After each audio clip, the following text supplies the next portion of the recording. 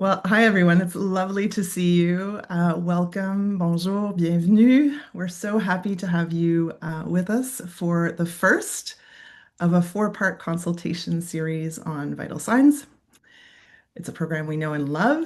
It's a program that's helped so many community foundations already listen deeply, understand local realities, act with a lot of intention.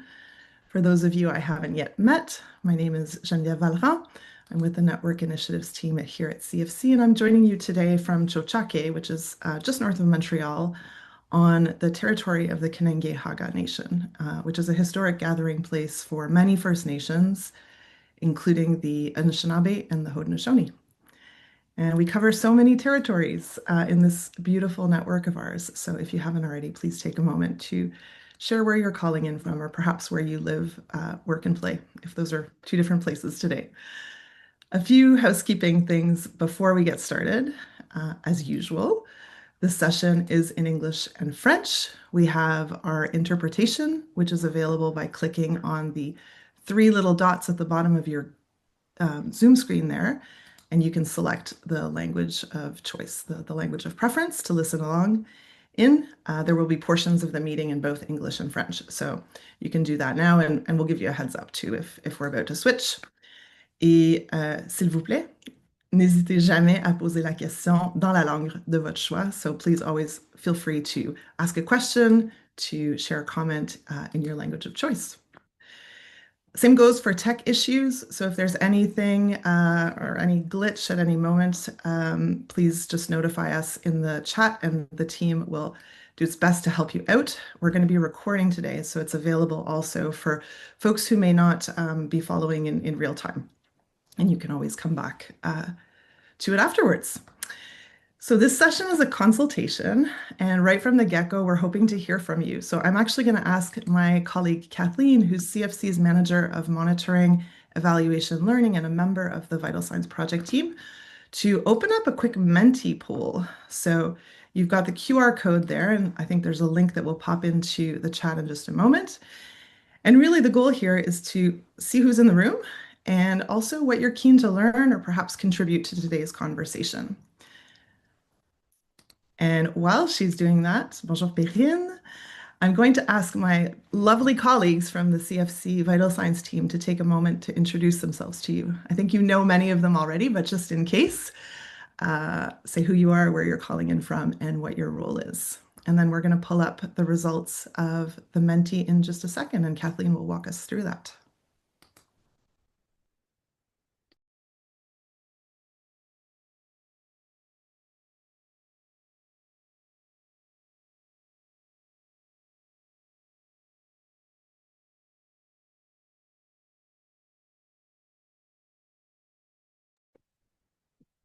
Okay, I hope everyone's been able to access the link in the chat.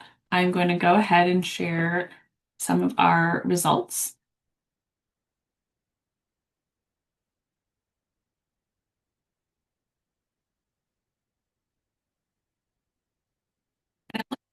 The Menti is taking everybody to the second question first. So if you need to go back and answer the first question, I'm seeing them come in now, but I think that's what's happening. We have much more responses for the second question than the first. So feel free to take a moment and just go backwards one. I'm not sure how that happened, but thank you all. It looks like everyone has figured that one out.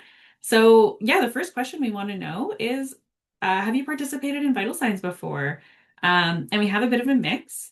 And looking like about right now, about half who've responded to this question haven't, and quite a few have. So that's great to hear. That's really what we're hoping is as a mix of folks to hear from everybody today. I'll give it just a few more moments because I know this question is a little tricky. We're still seeing some responses coming in.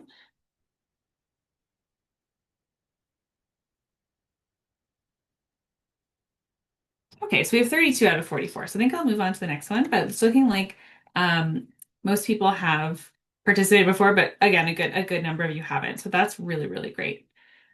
And here's our second question is just what brought you to the consultation today? What are we hoping to learn? And it looks like some really key themes that are coming out are curiosity, learning, interest, collaboration, excitement, progress, data, learning about fresh ideas, an opportunity for input, seeing contributions, um, resources and expertise to see what others are doing, community building, forward thinking. Somebody loves vital signs. We'd love to see that. Community data and data, ideas, knowledge, opportunity for input, a starting point, sharing and technology. This is great. Wonderful. So I think that really the key two here are learning and curiosity. And I think that's such a wonderful place to kick off our consultations today. So we'll pause it there. The results can keep coming in. So if you're just joining and you still want to complete the Menti, please feel free. But I will turn it now back to Jen and our slideshow. But thank you so much, everyone. Thanks, Kathleen, and thanks everybody. That's great. This gives us a good base in addition to the baseline survey that many of you responded to. So let's start off with a little bit of context, and then I will share what our agenda is for the next hour. So you might be asking yourselves, why this consultation to reimagine vital signs and why now?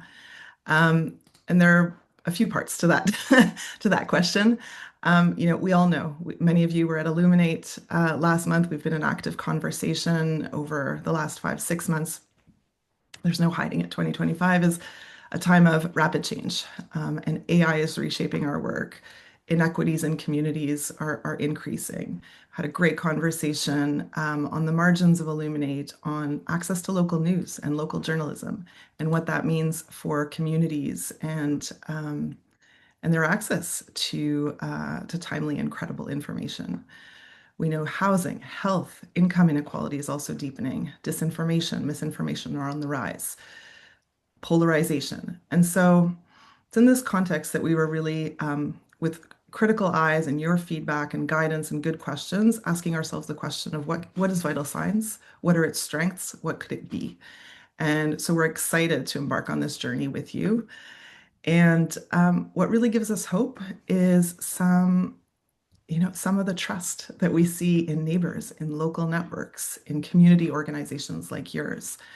And if nothing else, Vital Signs is an amazing tool that takes the pulse of community well-being through data and gives you, CFC, and so many others access to information and data that helps make decisions, that helps guide your work, that helps advocate for change in other spaces in your community or sometimes regionally. And so what we're hoping to initiate over this series is really something bigger than just a superficial and cosmetic change. It's really kind of a fundamental refresh and a response to the urgency of the moment. We're really hoping to make this consultation quite action-oriented. Today's our starting point, and we're really grateful. We know it's the summer. We're really grateful for anybody who's here and anybody who's tuning in after the fact to follow along and contribute and inform and shape what this can be together. So your agenda is up on the screen here. It's really to kind of set the stage and a baseline. We've got a good number of folks who've done the program in different ways in communities across Canada and folks who are newer to the conversation. So we want to just take a few minutes to set the baseline for everybody. We're going to drill down into some of the objectives that we've given ourselves based on some of your feedback, our own work internally, and how this can be really useful at a local level and collectively together as a network. Kathleen's going to come back in part 3 and share some of the great data that you took the time to fill out. We got, I think, over 80 responses to the baseline data that we sent out prior to this meeting today, and we want to share some of that back. And then we're really going to open it up to go deeper. We'd like to hear what resonates, what might feel a bit unexpected, what you're more curious about. And then Sarah will kind of take you through what you can expect as far as next steps. So does that sound good? C'est bon tout le monde? All right, Sarah, I'm going to hand it over to you. Thanks, Jen. And hello, everyone. So nice to see you. Um, Before we dive in, I thought I would just take a bit of a moment to share my connection to vital signs because I've been in your seat before. So before joining CFC, I led the granting work for the Community Foundation of the South Okanagan Similkameen, which is located in Penticton, British Columbia. Uh, and in that work, I worked on vital signs. probably from many of you, if you're in a smaller foundation, you kind of do everything. So I was quickly brought into vital signs when I joined CFSO. And it was such a rewarding experience because I was able to connect data with real conversations, the needs of the community, and it helped us better listen, plan smarter, and align our work with what actually mattered in the community. I just loved it for that. Uh, and I have a really great story to share. So, in fact, in 2013, when CFSO produced their vital signs report, it highlighted a really big challenge in the community facing youth. And out of that, a group of youth came together and wanted to address that need. And they called themselves the Yes Project, which was a youth engagement strategy. And this youth engagement strategy had three main goals. It was to advocate for the needs of Penticton youth, create more free and accessible youth activities, and to build a youth resource center. Now, to date, because of that report and because of this youth coming together, the Yes Project was created. A donor came forward with a significant donation towards the Yes Project. More activities for youth have been created, and CFSO opened the youth center in 2019. So it's just a really great story of how impactful and how action oriented the Vital Signs project and program can be in your community. So, as we saw in Kathleen's Menti, there's many of you who've done vital signs before, and there's, a great number of you who have never done vital signs and are curious to learn more. So, with that, I thought I would share a couple fun facts about vital signs that even I didn't know about. So next year, Vital Signs is turning 25, if you can believe it. The first report was produced in Toronto in 2001. Since then, CFC has taken on the program. We've trademarked the name and we've supported community foundations in administering the program locally through data procurement, platforms, and many more. And then other community foundations simply just use the logo and run it locally using their own surveys and their own activations to gather data. At the local level, some foundations focus on themes like housing, gender equality, food security, or youth, while others take a more report card approach with indicators across all sectors. And then some host vital conversations, create podcasts, produce a one short pager, or even videos. So many, many different iterations. So if you're new to the network or not familiar with the local reports, take a peek at the page linked in the chat there on CFC's website for examples of recent reports produced by a range of community foundations across Canada. Some of you use vital signs to inform granting, others to shape strategic plans, engage donors or other local stakeholders, or advocate for change. Many use it for visibility in the community and public awareness. So as you can see, it's all of the above. There's no right way, and that's just the part of the strength of the program. So if your CF has deployed vital signs and you're really proud and want to highlight a notable outcome, I really encourage you to post it in the chat, share what you've been doing. You may know what will ignite an interest in another community foundation, or they want to learn more. And at a national level, CFC has produced national vital signs reports on themes like belonging, gender equality, and social capital. And we're proud to feature and amplify your vital signs reports and insights on our website and social media channels. So be sure to share with us always. And I'm excited to share that this year we have a few national vital signs opportunities that we're going to be eager to bring back to the network through these consultations and through the development of the new vital signs program this year. So with all that being said, vital signs has so many strengths and is really open and interpretive to all community foundations. Like Jen mentioned, over the past few years, myself and Annie and Tracy, we've connected with you across the country, and it became clear that there was a moment for opportunity and a moment to evolve the program together so that more of us can participate and that we have a collective voice and impact to the network and we can grow starting in 2026. So that brings us to what we've been calling Vital Signs New Horizons, which we've been sort of floating by all of you the past couple months. And what prompted this consultation was a desire to relook, reimagine, and redesign the program with all of you. So we've put the three broad-based goals into what we've heard from you in our conversations and consultations over the last couple of months. So one, we want to make access to data easier and more affordable. We want to increase participations in the vital signs programs across the country. And we want to build strong collaborations with partners. So next, I'm going to pass it over to my colleague Annie, who's going to go into more detail about these three broad goals. So she'll be speaking in French, this is the moment to select English at the bottom of your chat function there to hear it in English. Pass it over to you, Merci Annie. beaucoup, Sarah. Merci. Merci, Sarah, et bonjour à tout le monde. À mon tour de partager brièvement, de vous témoigner de mon expérience des signes vitaux quand j'étais chez Philanthropie Laurentide, qui à l'époque était une toute petite fondation en démarrage avec très peu de ressources financières.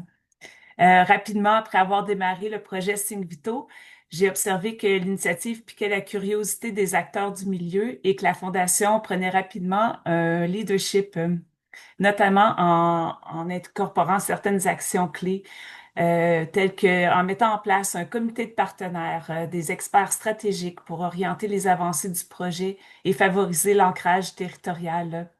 En approchant l'Université de la région à collaborer avec nous, et en obtenant aussi un financement substantiel pour la mise en œuvre des signes vitaux. Et par la suite, suite au lancement, des projets pilotes ont été financés en lien avec les recommandations des partenaires. Ça va loin, les signes vitaux. On y croit beaucoup. Puis, comme l'a dit Sarah, maintenant, c'est vraiment un moment d'opportunité pour le programme Signes Vitaux. C'est un moment pour faire évoluer le programme ensemble afin que plus d'entre nous puissent y participer et pour que la voix et l'impact collectif du réseau prennent encore plus d'ampleur. On utilise la terminologie Signes Vitaux Nouvel Horizon pour parler de l'avenir que nous souhaitons créer avec ce programme. Notre vision repose sur trois grands objectifs. Premièrement, faciliter l'accès aux données, les rendre plus abordables et disponibles en tout temps, et ce, dans les deux langues officielles. Et pour ce faire, on développe une nouvelle plateforme de données qui va être accessible sous peu et utile à vous, les fondations communautaires, autant celles qui découvrent les signes vitaux que celles qui y travaillent depuis plusieurs années. Puis tout à l'heure, on va vous présenter un petit aperçu de la plateforme en bêta pour piquer votre curiosité. Un deuxième objectif, c'est celui d'augmenter la participation au programme Signes Vitaux à travers le réseau. Et ça, on souhaite le faire en réduisant les obstacles grâce à des outils pratiques et à des trousses de diffusion qui faciliteront grandement le travail pour vous. Et troisièmement, c'est d'établir des partenariats structurants afin de faire grandir l'écosystème de signes vitaux et de soutenir notre travail collectif de façon durable.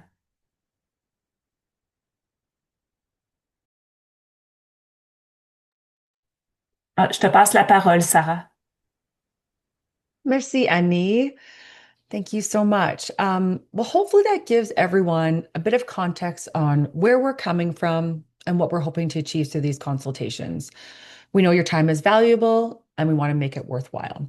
So before today's meeting, so many of you shared some great and helpful information that we collected through meetings, some great one-on-one conversations that you had with myself or Annie, Jen, or Tracy. And that really helped to form a baseline of data for us. And then with that, that helped us start to where do we start from there? And then really what prompted that next bit of we want you to help build this program and come on the journey with us. So what that means is we're going to be opening it up to a conversation with you.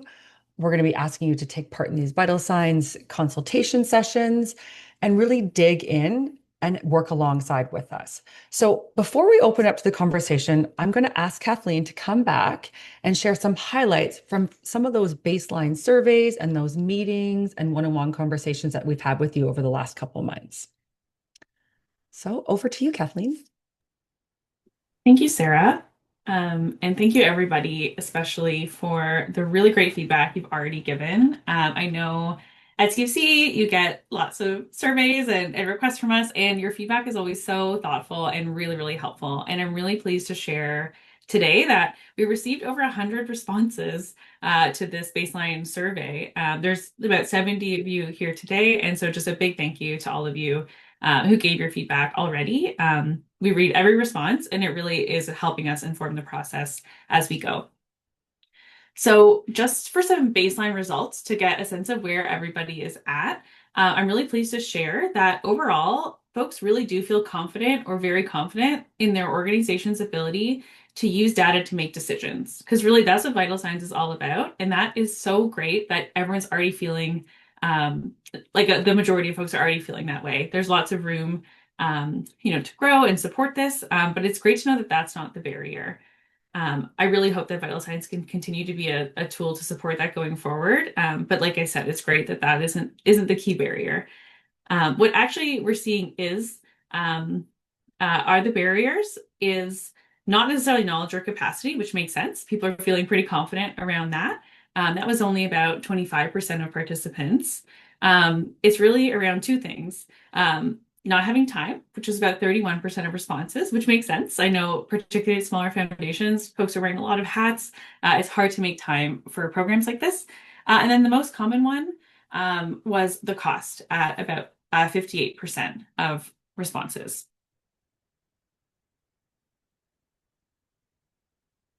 So this is really helpful. It really helps us understand where people are coming from, what the barriers they're experiencing, and also how, of course, we can address these going forward.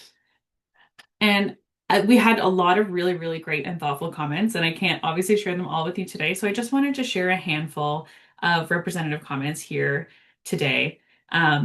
We have, like I said, some really thoughtful feedback on some different themes.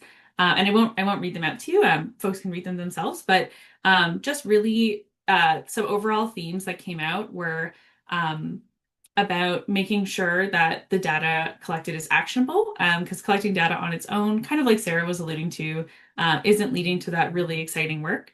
There's curiosity around how to use vital signs as a smaller foundation and to maximize the result of this work, knowing especially that time and cost can be a barrier, and considering how to best use the vital signs work to get people engaged, decision makers, community, and government. So these are all really, really thoughtful comments, and we really appreciate your feedback.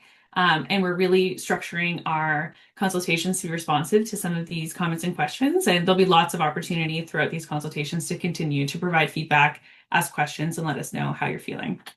So once again, thank you for all your responses and your comments so far. And I know there'll be many opportunities to share again. So thank you in advance for sharing your thoughts. And I'll turn it back to Sarah. Thanks, Kathleen.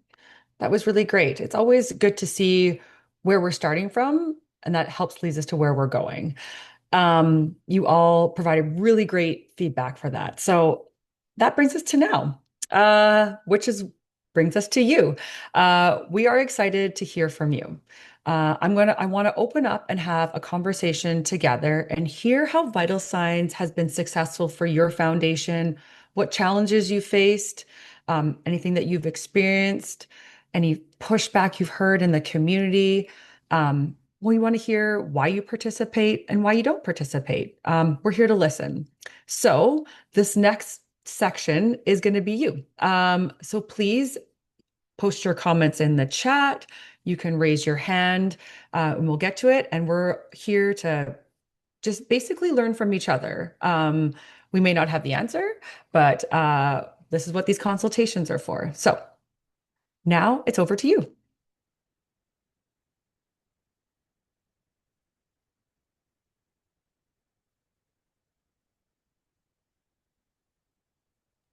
Sarah, I see a question that perhaps we can speak to if we go up in the chat a little bit. And just to address the screen language issue, if that's still a thing for folks on this call, just pop up. Well, now we're in meeting mode, but when we go back to slides, pop up to the very top of your bar, and you should be able to choose the English or French to see that. And if for whatever reason you couldn't follow along in that first bit, we will send you the slides.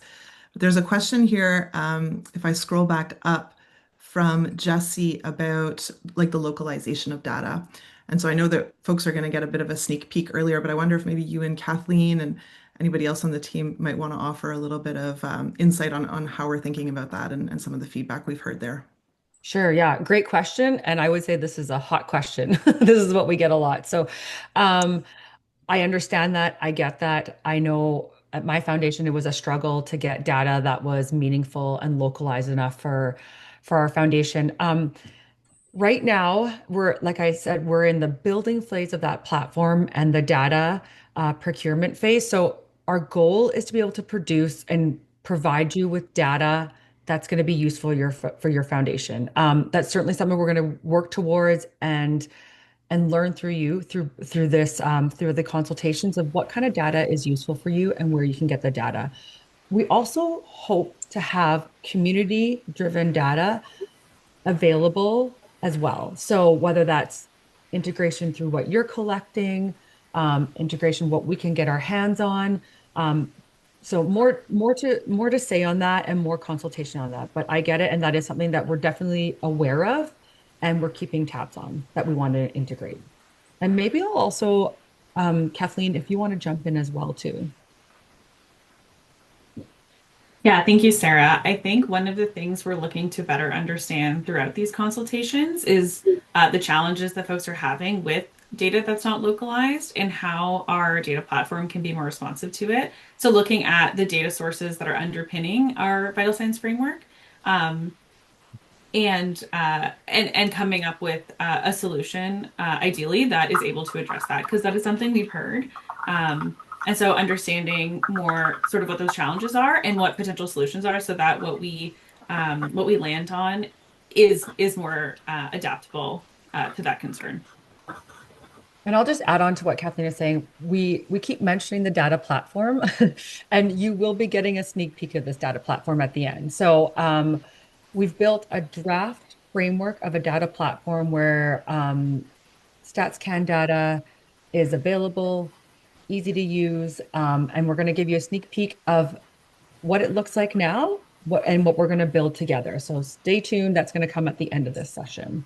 So when we say data platform, that's what we're referring to. Okay, I'm just scrolling down the chat here. Any other questions have popped up? There's an interesting one that is in the chat here from Dana, which kind of builds upon Jesse's original question. And Jesse, I see you unmuted there, so if you want to pop in with a follow-up, please feel free to.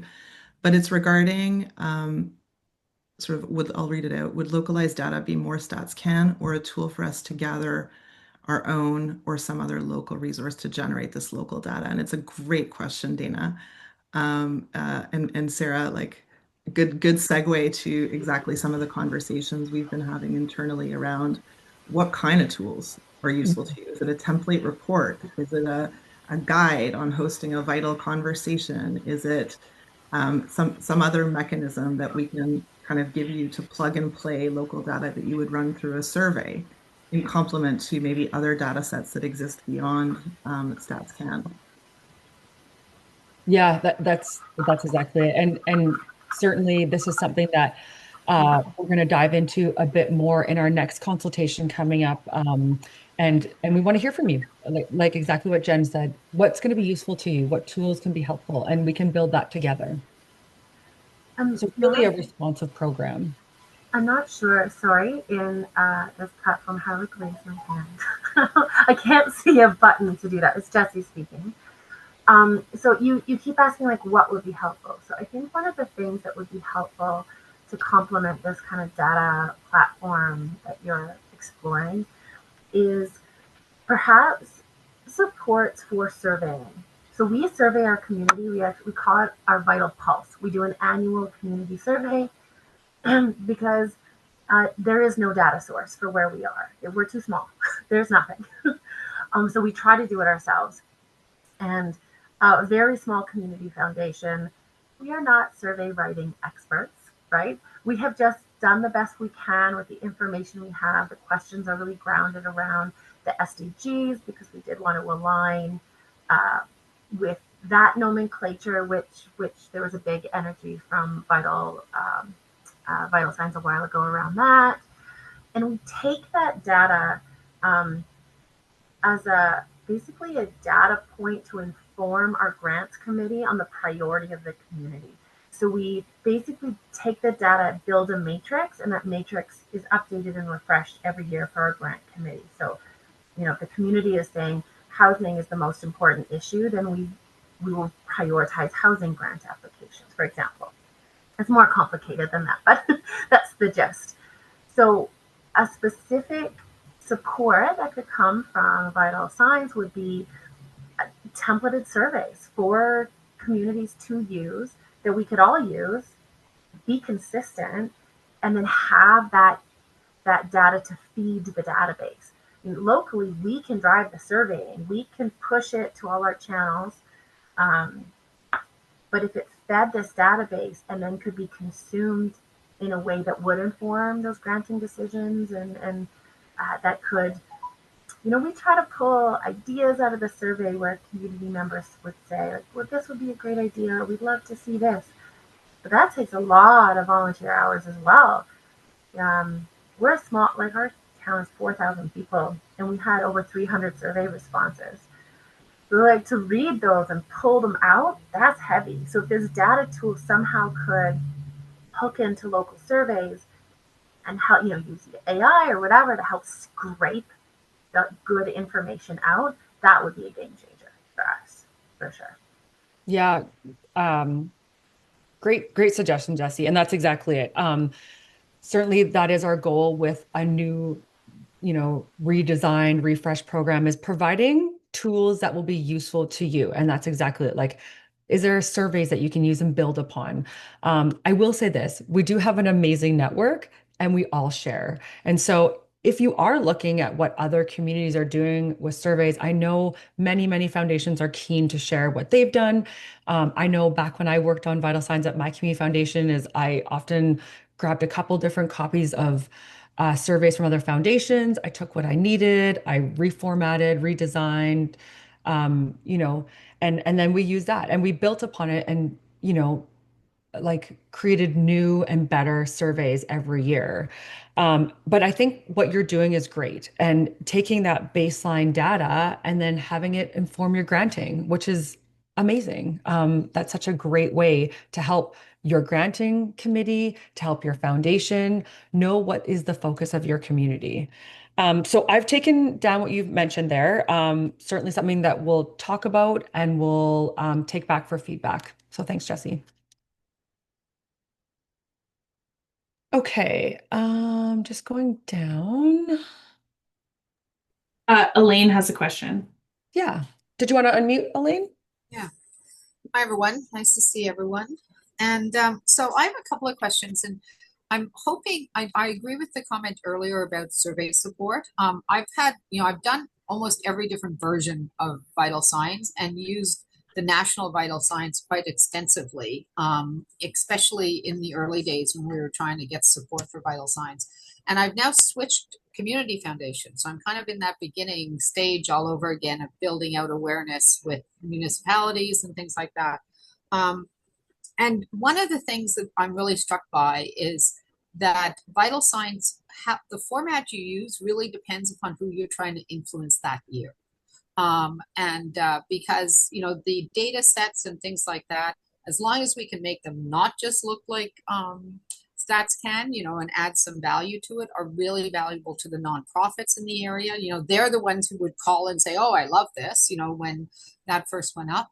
But in the influencing potential donors and trying to build awareness of community issues, the format that is much more around what, that canvassing for opinions locally and all of that really matters to them. They kind of want to hear themselves reflected somewhere or see worries that they have. And I'm going to give a call out to the Victoria Foundation because I think they have done a phenomenal job on this. And they're the ones that, kind of I would often, look to as far as some of the areas that they're looking at. But I think that it's important as you're revamping, and I think it's great. I always think it's wonderful to evolve something that's already working, and take it to the next level. Is how we can, kind of really use vital signs in these different scenarios, for impact and how they can be different at different for different years. They don't always have to be the exact same. One of the things I do want to flag, and then I'll stop speaking. I worry a little bit about the timing of us pushing for this October timeframe, only because the fact here in BC, it's often when we're having municipal elections, and it can start to feel quite politicized by pushing it into that window. Sometimes, in past experiences, we've tried to move it in and out, but I just wonder if there's room for it to not feel quite as seasonal as it does. So, just a couple of thoughts. Thank you for doing this. Yeah, really, really great feedback, Elaine. And I super appreciate, and you are exactly it. You're exactly right that, you know, the community wants to see themselves, and that's where those surveys are super important because they want to see how does the community see themselves? Because, I think back at the foundation when I was doing vital signs, sometimes the stats can data didn't reflect what the community saw themselves. And it was such an interesting, but it was also great to show that in the vital signs report. So I think there's a good place there. So certainly support on survey, um, you know, using it for advocacy is something that we're thinking about as well too. And then you also, that last point was really interesting, the timing of vital signs. So that is something that we want to chat with all of you about. If you've got ideas, we don't have to do vital signs in October. That was just something that we've always done, obviously, for the past, 25-ish years. So I encourage all of you, I'm going to put it back to you now. Think about when would be a good time to launch vital signs. I mean, we know that we do have a timeline in terms of data when it comes out and when it's available, but maybe as a network, we can think about what is the best timing to do vital signs. Because we don't have to do it in October. That's just something that would be done. For us, Thanks. the May, June is the best time. We just concluded our surveying of the community. So July and August, we can't capture anybody's attention because it's summer holidays, kids are gone, like no one's doing their normal routine in July and August. And September is too late because our granting cycle is in the fall. September, October, November is when our big annual grant cycle is to prep for projects starting in the new year. So we have to do it right now.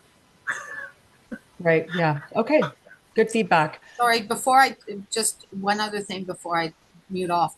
I forgot to mention that I'm really interested in how we can incorporate local information that is coming from other parties. And the one that is, kind of most interesting or has come up recently is the homelessness counts.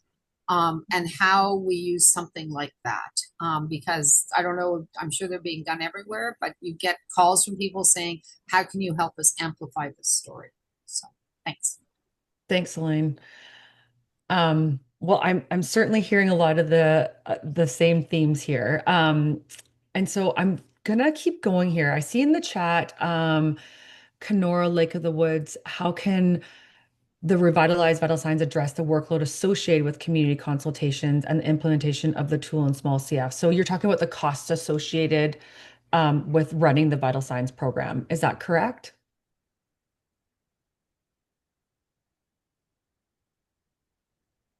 Okay, well, I'll Okay, go.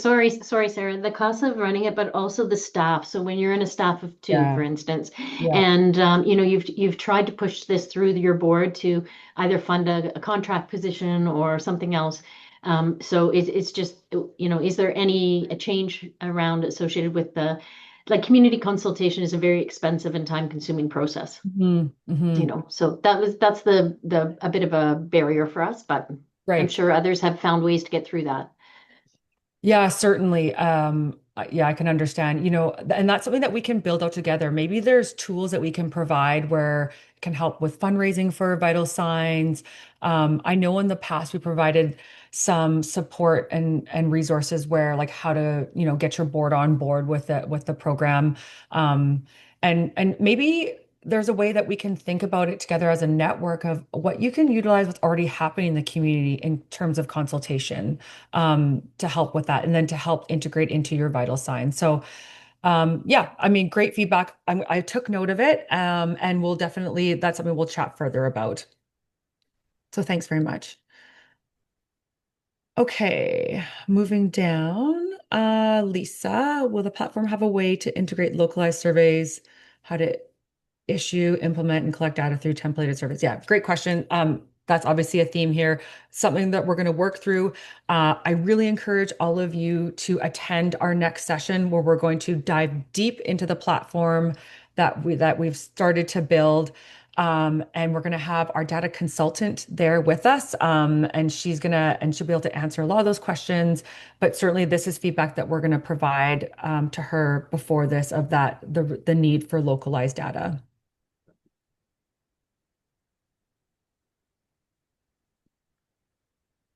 Okay. There's a lot of richness here in the chat. I'm like, it's wonderful, and I'm so happy that you took us up on our offer to make the chat a lively place. There's probably more here than we can answer in the time that we have, but please know that and just this is giving you some time to read the questions, Sarah, too. Thanks.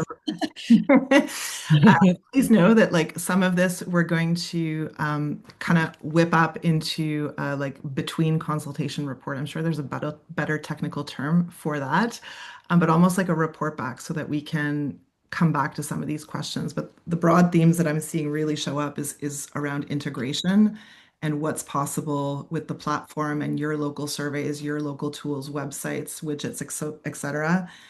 Access to data. I saw another really great question there from Sunshine Coast about like, well, what sources are available to us or what methodologies, or back to what you were saying, Jesse, which I think was so important around excerpting the relevant data and really being able to kind of go into the most strategic, high value stuff.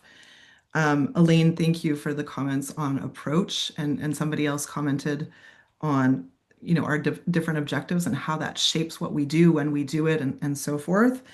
And then I saw a comment around the types of tools that would be helpful. And so those are some of the big themes that I'm coming up. And hopefully, Sarah, it's given you like a little bit of time to read down because the chat's a lively spot right now. It is. This is exciting to see. So I'm coming down. I'm coming to the next one. I didn't make it far, but AI. So thank you so much, Louise, for this great comment. And I'm excited to see this. This is something that we've been talking about, we're aware of. And we do have one of those national opportunities, which I had mentioned earlier. So stay tuned. If your community foundation is using AI, or if you've experimented with AI in vital signs or in some of your work, maybe just pop your name in the chat. We do have an exciting opportunity coming forward with AI. It is something that we're hoping to use. We're going to explore further if we can integrate it into the new data platform. So yeah, if you're using AI, maybe just pop your name into the chat and we'll take note of that. But we will talk about it. So if you miss putting your name in the chat, no problem. We're going to talk about that further in our upcoming consultations. Okay, apologies, I didn't get that far.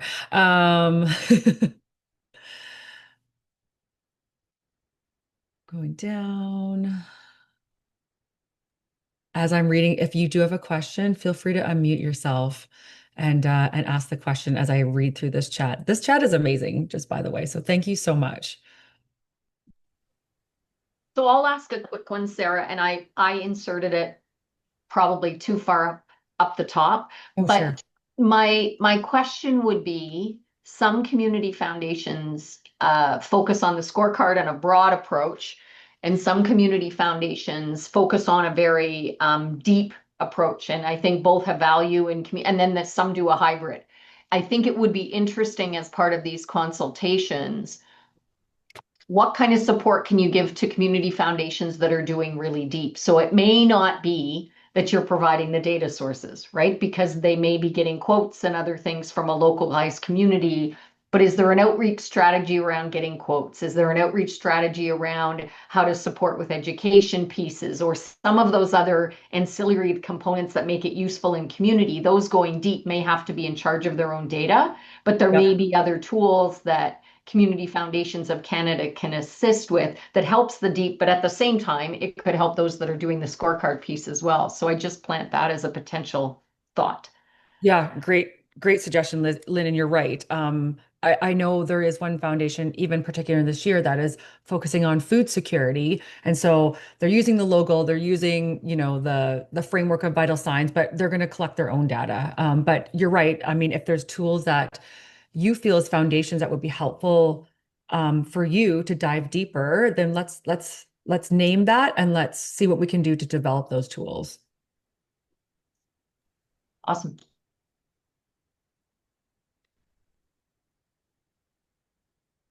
Okay, I'm coming down to Carol's question. Is there still a web platform that is available to CF to share the data and stories with the community? Carol, if you wouldn't mind just unmuting maybe and just clarifying that for me. Yeah, I think it was maybe the Winnipeg Foundation that had developed this platform where community foundations could kind of upload your own data into it and your own sort of branding, so that we could have our own website without having to hire our own web developer and create our own website to share that community. So it's sort of digitization of the vital signs as opposed to like printed report, because printing costs are a significant cost to the vital signs process, and it's, kind of we're moving away from that in our society. So there we had been Squamish had been hoping to do that, and then it just seemed to kind of not happen, and I don't really know what happened to that as an option. You're not talking about the tracking progress website? Is that the one? I don't know. I don't remember what it was called, but it would be a public-facing website that a foundation could use. Sorry, I don't know a lot about it, which is why I wanted to ask.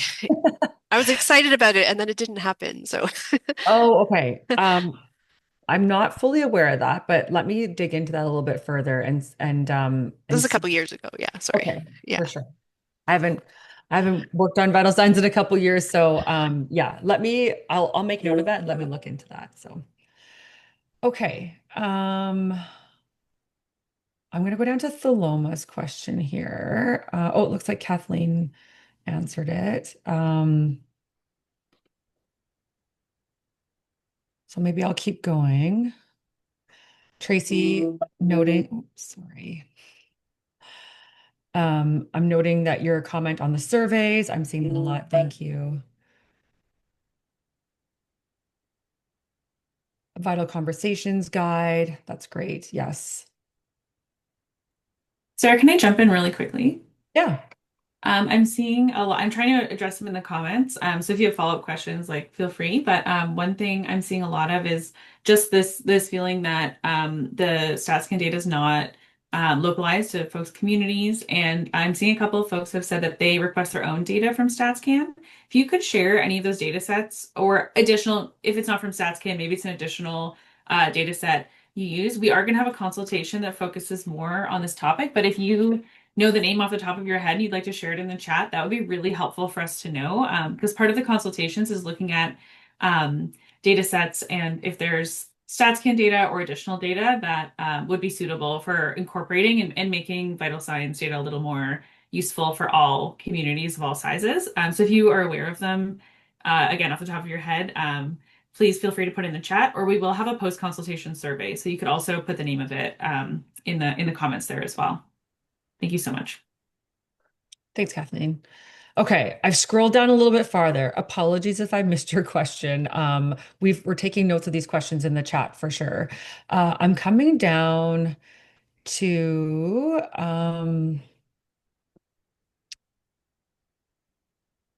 I think it was Louise, your question on a living guide that includes messaging. So did you want to just maybe Yeah, messaging, project plan, like all of it, right? Like it's and I kind of when I think of your goal number two of increasing um number of community foundations participating. They're not on the call.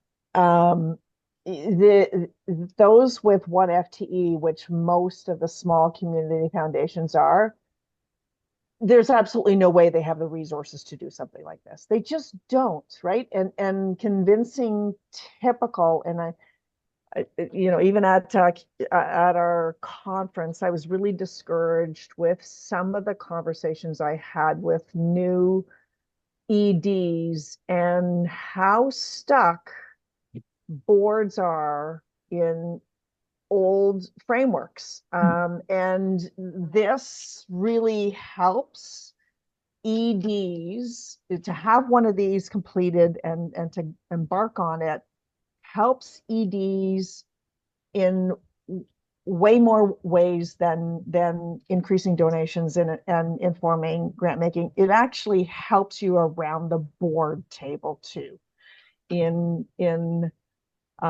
seeing what's possible for your foundation.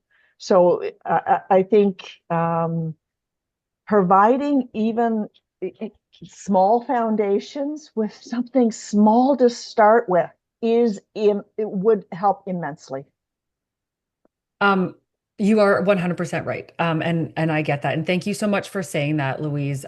You're right. It is, and I see that. So we are thinking about that. And you know what? As I think about back at CFC and all the learnings that we do through our national funding programs, we've come through, we have these amazing amplification packages. And so that's something that we want to build on with you. Like, what's going to be helpful for you? And what tools are we helpful? And I'm okay. Like, it's taken me 6 years to get the board to Yeah. and I'm going to retire and do this as a volunteer. That's how I'm going to make it work. Like that, and hire another ED to be. That's how we've got to make it work. Exactly. So, and so they need a lot of handholding. Think of the skill sets that small EDs come into their positions with. They are absolutely overwhelmed. It's ridiculous, the a part-time ED, and yet Sarah, Genevieve, like, this would help small community foundations tremendously. But they're going to need a lot of support to be able to do it, because it's a huge, like anything that's research based, and it's been mentioned already, surveying, research, going through all of this, the storytelling, and being able to. So if you're a researcher, or if you're a data person, and you may not have a skill set of a storyteller, like a half an FTE might be a finance person, might be a donor development. I'm waving the flag for small community foundations. Oh, I love it. I always have them. Yeah, and you're correct. And if it wasn't for people like Lynn, like the big guys, we wouldn't even be able to have this conversation. I'm so appreciative of what Sharon, Toronto Foundation, Lynn with Waterloo Region Foundation. Like, thank you. But yeah. Can I just respond to that real quick, Sarah? Please, thanks, Jen.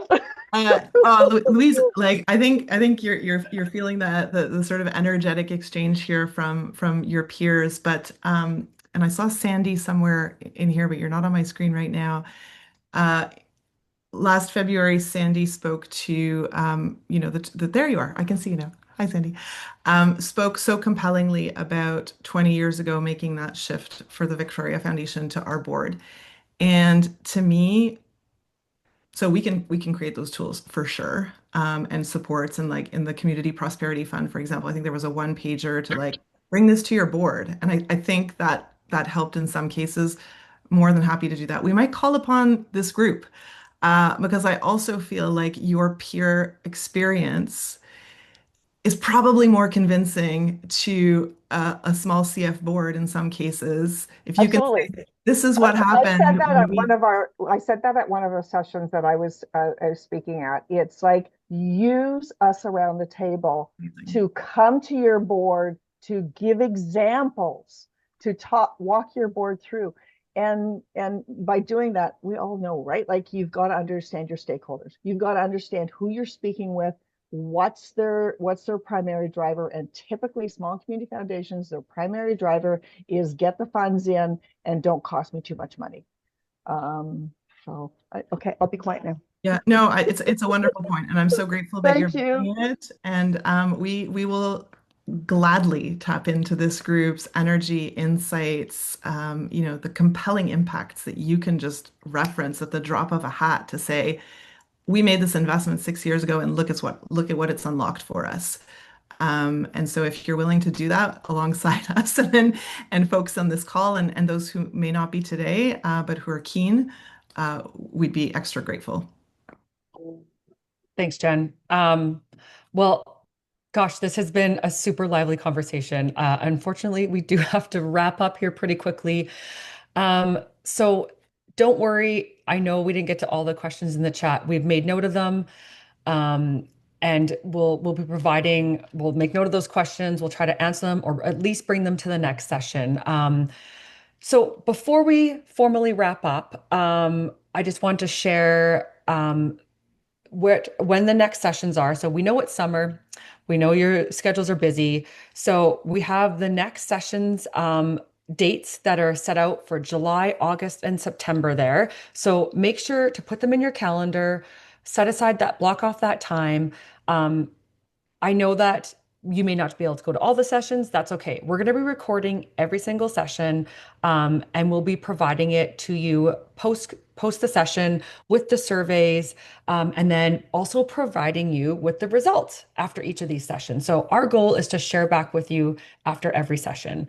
So make note of the sessions on the screen, block them off in your calendar, and then we'll reconvene after. So just to get you excited about the next session and to give you a little carrot to bring you to the next session is I'm showing you a sneak peek of the draft framework of our new data platform. So this is, again, just a draft. Our goal is to build it with you. Our goal is to hear your feedback on what works, what doesn't work, what you'd like to see, what are its capabilities, where do you see restrictions. So this is a bit about what the platform is going to look like. And the goal of the platform really is we want to have data right at your fingertips, give you a snapshot of how your community is doing in that particular issue area. Also, have that data available to you to help guide your foundation's operations. So, what can this data platform do for you in terms of donor engagement? What is it going to do for you in advocacy at your municipal, maybe even regional level? And how will it help with your granting priorities? Exactly what Jesse Jones mentioned before. So all of this data platform is what we hope will be provided to you. And that's why we're going to build it with you. So that's just a quick sneak peek. You're going to be able to dive into it, click through it, play in the sandbox per se at our next consultation session. So I'm going to pass it over to Jen to wrap us up. But before that, I just want to say a big thank you to all of you for taking the time to join us today, for all of your super important feedback and all of your great questions in the chat. This is exactly what we were looking for. So thank you. Over to you, Jen. Amazing. Well, I don't have much to add. I'm going to do it under a minute just to be respectful of folks' time. So you're going to get, sorry, a really short survey. So like this is a virtual format. If we could, it would be so wonderful to all be together in a room. But we're going to do our best on virtual, and we kind of want to know like how we did today. So we can tee up parts 2, 3, and 4 in a really good way.